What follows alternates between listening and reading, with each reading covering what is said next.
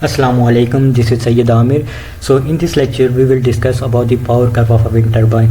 So in order to understand the power curve of a wind turbine, we need to know three basic types of wind speeds which are associated to the power curve of a wind turbine. So first is cut-in speed. Cut-in speed is the minimum speed below which the turbine stop to rotate and no power is generated. So at the cut-in speed, rotor start to rotate and power is being generated, but below this speed no power is generated.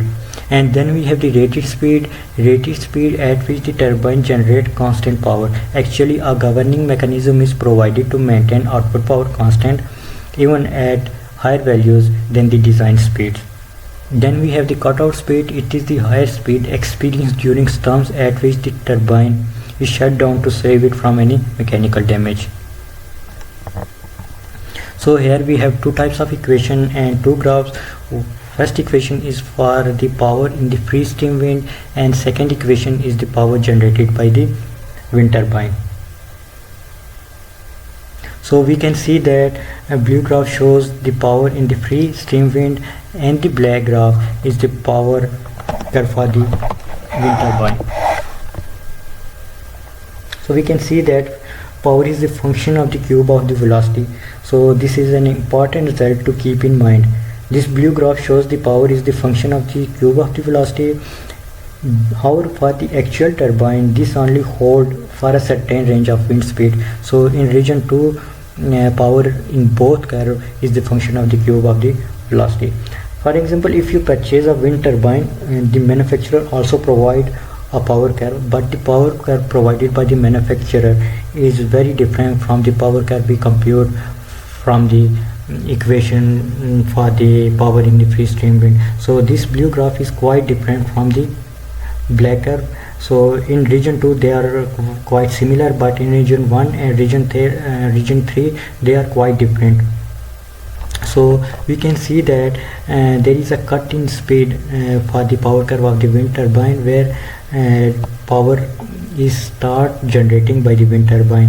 The cut-in speed is actually 3 to 4 meter per second, and then we have the rated speed which is almost 11 to 15 meter per second. At the rated speed the constant power is generated by the turbine. And then we have the cutout speed is actually 25 meter per second at which the turbine shuts down to avoid any mechanical damage during storms. So in region 2 the two graphs are quite similar, but in region 1 and region 3 they are different. This is the actual power curve for the wind turbine, black curve, and the blue curve is actually the power curve for the free stream wind. So we have an example. 32.5 kilowatt rated horizontal axis 3 blade wind turbine system has a rotor diameter of 10 meter.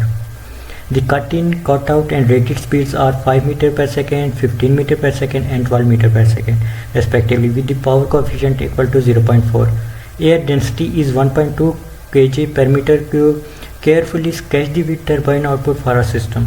So part A, and there we have a part B. The above mentioned turbine system is to be installed in a location which has the wind power density profile shown in the figure below. Shade the usable area on the figure if the turbine system was to be installed at this site. And then we have the part C. What would be the total daily electricity produced by the system?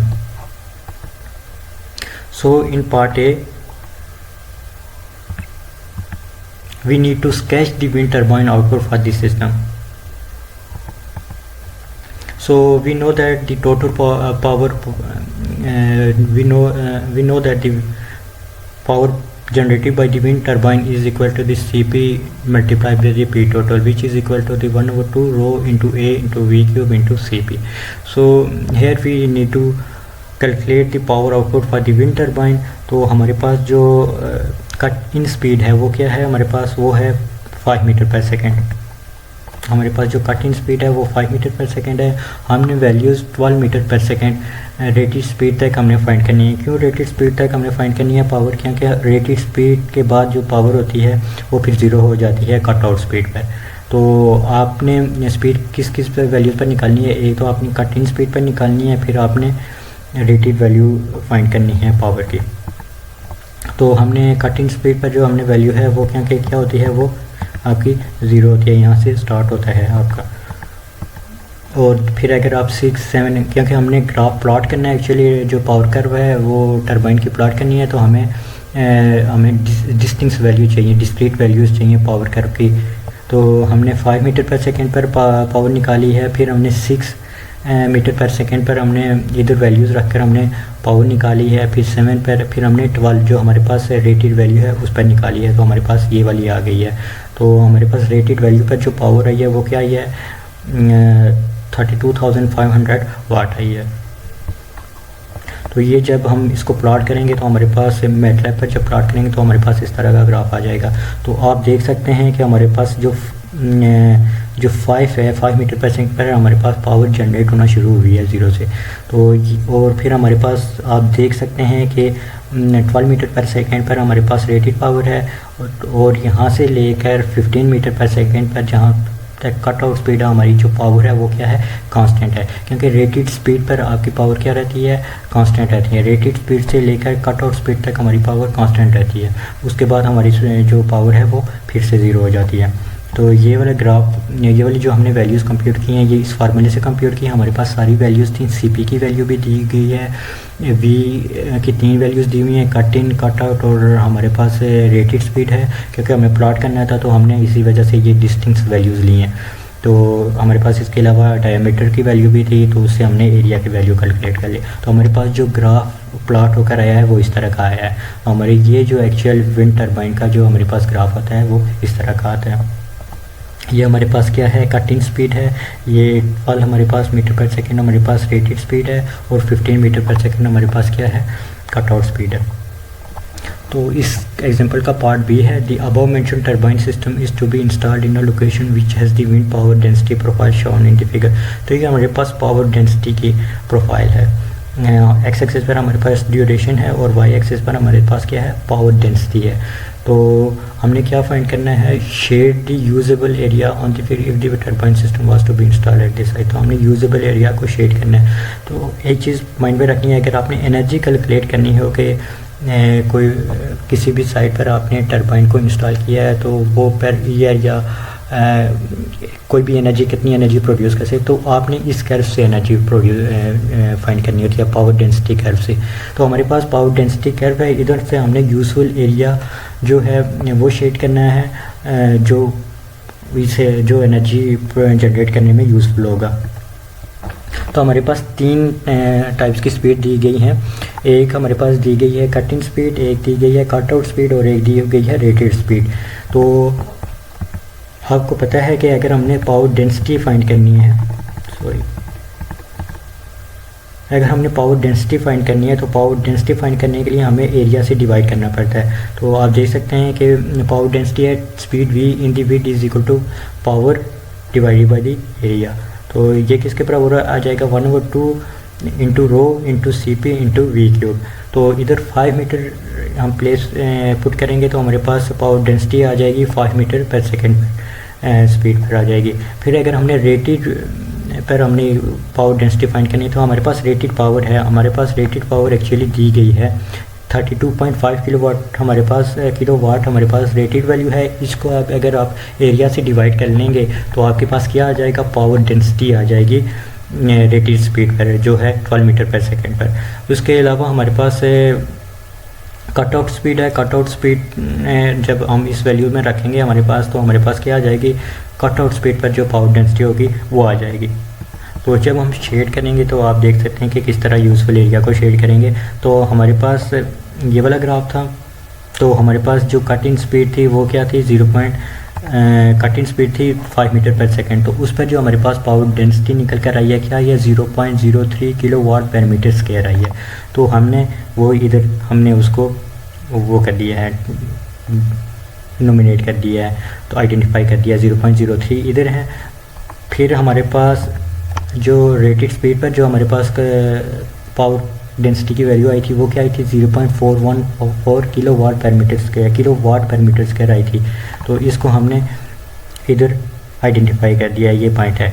और फिर हमारे पास जो cut off speed पर हमारे पास जो value है वो क्या है 0.81 किलो वाट पर मीटर स्क्वायर आई है। तो हमने इसको इधर वो कर दिया, प्लॉट कर दिया। तो अब हमने जब इनको हम प्लॉट करेंगे एक्स एक्सिस पर तो हमारे पास इस तरह का फाइनली ग्राफ आ जाता है। जब हम ये वाले पॉइंट्स हमने लोकेट कर दिए हैं, इनको जब हम इधर ज्वाइन करेंगे और नीचे ज्वाइन करेंगे एक्सिस पे तो हमारे पास इस तरह का ग्राफ आ जाता है। तो आप देख सकते हैं क्योंकि कटिंग स्पीड से पहले रोटर क्योंकि कोई पावर जनरेट कर ही नहीं हो रहा था, तो ये हमारे पास ये वाला जो रीजन है ये हमारे पास यूज़फुल नहीं है, ठीक हो गया। और इसके बाद हमारे पास वो रीजन भी यूज़फुल नहीं है जो हमारे पास आता है कब आता है कट आउट स्पीड के बाद आता है, मतलब कि कट। तो हमारे पास जो यूज़फुल एरिया बन जाता है वो हमारे पास सिर्फ ये बन जाता है, क्योंकि ये वाला जो रीजन है इसके बाद भी हमारे पास क्या आता है, कोई पावर नहीं आती कट आउट स्पीड। और जो इससे नीचे जो हमारे पास कटिंग स्पीड थी इससे नीचे भी हमारे पास यूज़फुल नहीं आता है। तो हमारे पास जो शेडेड एरिया, ये वाला जो शेडेड एरिया है ये एक्चुअली हमारे पास यूज़फुल एरिया होगा जो एनर्जी जनरेट होगी। तो इसके बाद हमारे पास है what would be the total daily electricity produce by this system. तो डेली इलेक्ट्रिसिटी प्रोड्यूस है वो हमने फाइंड करनी है। तो हमारे पास शेडेड एरिया जो है यूज़फुल हमारे पास आ गया है। तो हमारे पास आप देख सकते हैं हमारे पास power density into duration curve है ये। तो अगर हमारे पास ये पावर इंटू ड्यूरेशन कर्व होती तो ये इलेक्ट्रिसिटी यूनिट्स ऑफ इलेक्ट्रिसिटी हमें बता देता, लेकिन ये हमारे पास power density into duration curve है। तो हमने लास्ट में ये जब एरिया निकालेंगे, ये शेडेड एरिया निकालेंगे तो ये हमारे पास power density into duration curve का एरिया आ जाएगा। जब इससे को हम एरिया से मल्टीप्लाई करेंगे तो वो क्या आ जाएगा, पावर इंटू ड्यूरेशन, मतलब कि किलोवाट हार का एरिया आ जाएगा। तो जब हम एरिया निकाल लेंगे ये शेडेड एरिया, उसको हमने किससे एरिया से मल्टीप्लाई भी करना है। तो हम देखते हैं कि क्या एरिया को किस तरह हम फाइंड कर सकते हैं। तो शेडेड एरिया को हम 13 - 7, तो ये 13 माइनस, इधर से आपको 5 नज़र आ रहा होगा, वैसे 13 - 5 होना चाहिए। तो अगर एरिया फाइंड करेंगे तो 13 - 5, लेकिन इधर मिस्टेकली 7 लिखा हुआ है, इंटू जो हमारे को वाई एक्सिस पर हमारे पास जो लेंथ बनती है वो क्या बनती है 0.414 माइनस 0.03 बन रही है। इन दोनों को मल्टीप्लाई करेंगे तो ये वाला ये जो स्क्वायर का हमारे पास एरिया आ जाएगा। फिर हमारे पास अगर इस ट्रायंगल का एरिया फाइंड करना है तो वो क्या आ जाएगा 1/2 बेस इंटू हाइट फार्मूला होता है। तो बेस हमारे पास 22 - 13 और हाइट हमारे पास क्या आ जाती है 0.414 माइनस 0.03। तो ये हमारे पास क्या आ जाएगा, ट्रायंगल करेगा। इन दोनों को सम करके इनको मल्टीप्लाई करना है, किससे मल्टीप्लाई करना है, एरिया, क्योंकि हमारे पास डायमीटर दिया हुआ था उससे हम रेडियस निकाल लेंगे। तो जो स्वेप्ट एरिया होगा रोटर का वो निकाल लेंगे, वो क्या आ जाएगा पाई आर स्क्वायर आ जाएगा। तो इससे मल्टीप्लाई करेंगे तो हमारे पास इलेक्ट्रिसिटी की यूनिट्स आ जाएंगी। तो हमारे पास जो इलेक्ट्रिसिटी की यूनिट्स आई हैं वो 4.17 किलो वाट आ रही हैं। तो यह एग्जांपल थी। So thank you very much.